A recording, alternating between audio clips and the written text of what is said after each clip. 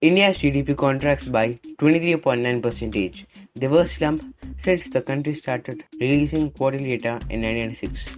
The worst hit areas are construction with overall growth rate of -50.3%, trade and hotel with -47%, manufacturing with -39.3%. India's economy was already faltering when COVID-19 struck.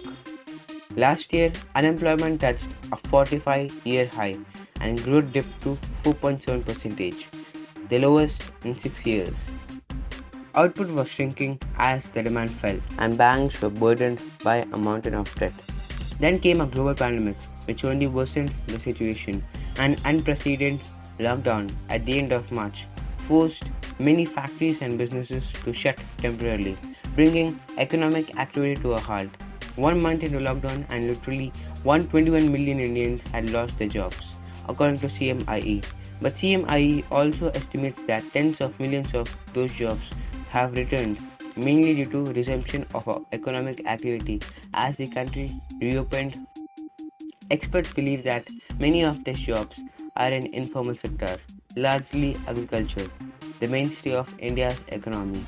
While most industries from manufacturing to services to retail contracted, agriculture and agri-based businesses have bucked the trend. India has recorded more than 3.6 million COVID-19 cases so far. By all accounts, a quick recovery is unlikely in India, as the cases continue to spike and lockdowns are ongoing in several areas. India reported over 300,000 COVID deaths.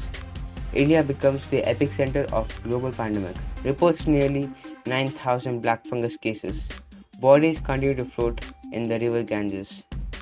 India faces vaccine shortages, and our Honorable Prime Minister Narendra Modi holds a crucial meeting with BJP RSS leaders to discuss on upcoming UP polls.